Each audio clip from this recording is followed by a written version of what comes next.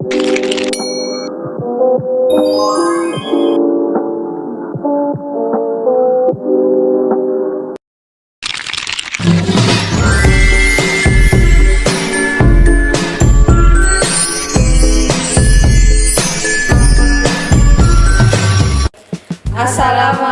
warahmatullahi wabarakatuh. Kami dari kelompok 6 akan memaparkan materi dengan tema tim kerja dan komunikasi. Sebelumnya, perkenalkan, saya Jami Renata dengan NIM akhir 329.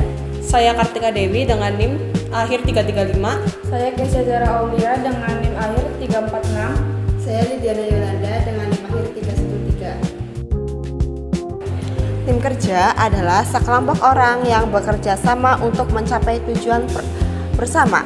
Sedangkan komunikasi adalah proses penyampaian informasi agar terciptanya pemahaman dan koordinasi yang baik. Keberhasilan tim sangat tergantung pada komunikasi yang terbuka dan saling menghargai. Kerjasama menjadi lebih solid, produktivitas dan meningkatkan tujuan bersama agar lebih mudah tercapai. Definisi tim kerja dan komunikasi meliputi yang pertama konsep persepsi dalam organisasi, yang kedua pengambilan keputusan, yang ketiga tim kerja dan dinamikanya, yang keempat komunikasi dalam tim kerja, yang kelima integrasi persepsi dan pengambilan keputusan dalam efektivitas tim. Persepsi adalah proses kognitif yang melalui individu mengorganisir dan menginterpretasikan kesan-kesan sensorik mereka untuk memberikan makna pada lingkungan. Dalam konteks organisasi, persepsi memainkan peran krusial karena mempengaruhi bagaimana anggota organisasi memahami situasi, orang lain, dan peristiwa yang terjadi di sekitar mereka. Penting untuk dipahami bahwa persepsi bukanlah representasi objektif dari realitas, melainkan konstruksi subjektif dan yang dipengaruhi oleh berbagai faktor internal dan eksternal.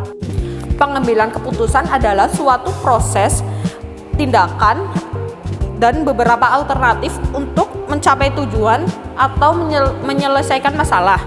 Dalam organisasi, keputusan memiliki karakteristik kompleksitas, ketidakpastian, konflik kepentingan, dan konsekuensi jangka panjang. Oleh karena itu, organisasi sering menerapkan pendekatan satisficing, yaitu memilih alternatif yang cukup baik daripada optimal. Terdapat berbagai model pengambilan keputusan. Yang pertama, model rasional mengasumsikan informasi lengkap dan tindakan objektif. Yang kedua, model intuisi mengandalkan pengalaman dan good feeling. Yang ketiga, model intermental melakukan penyesuaian terhadap pengambilan keputusan. Lalu selanjutnya ada dinamika tim kerja. Dinamika tim kerja ini mengacu pada proses dan interaksi sosial yang terjadi di antara anggota tim selama mereka bekerja sama untuk menuju suatu tujuan tertentu.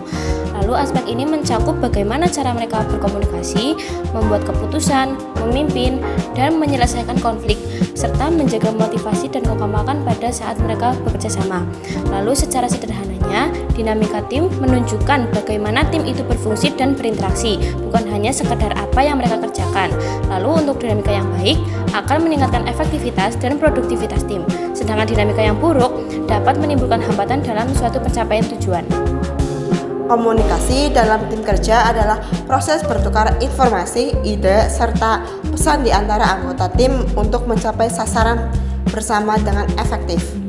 Dalam lingkungan kerja, tim komunikasi tidak hanya sebatas penyampaian pesan, tetapi juga mencakup pemahaman, kerjasama, dan koordinasi agar seluruh anggota memiliki persepsi dan tujuan yang selaras. Selanjutnya, bentuk komunikasi dalam tim dapat terjadi secara vertikal, yaitu antara atas dan bawah. Yang kedua, horizontal, yakni antara anggota tim dengan kedudukan yang sejajar. Komunikasi yang berjalan baik membantu tim untuk menghindari kesalahpahaman, membangun kepercayaan dan kolaborasi, mempercepat proses pengambilan keputusan, dan meningkatkan produktivitas secara hasil kerja. Integrasi persepsi dan pengambilan keputusan dalam efektivitas tim, yaitu merupakan suatu upaya yang menyatukan berbagai pandangan, pemikiran, serta penilaian individu di dalam tim agar mampu menghasilkan suatu keputusan yang tepat dalam mendukung kebersamaan tercapainya suatu tujuan. selanjutnya ada setiap anggota tim memiliki cara pandangan yang berbeda-beda sesuai dengan latar belakang, pengalaman, dan nilai yang dimilikinya. Melalui interaksi, komunikasi, dan kerjasama, perbedaan tersebut disatukan menjadi pemahaman kolektif yang menjadi dasar dan menentukan keputusan. Sekian pemaparan dari kelompok 6. Apabila ada kurang lebihnya kami mohon maaf. Wassalamualaikum warahmatullahi wabarakatuh.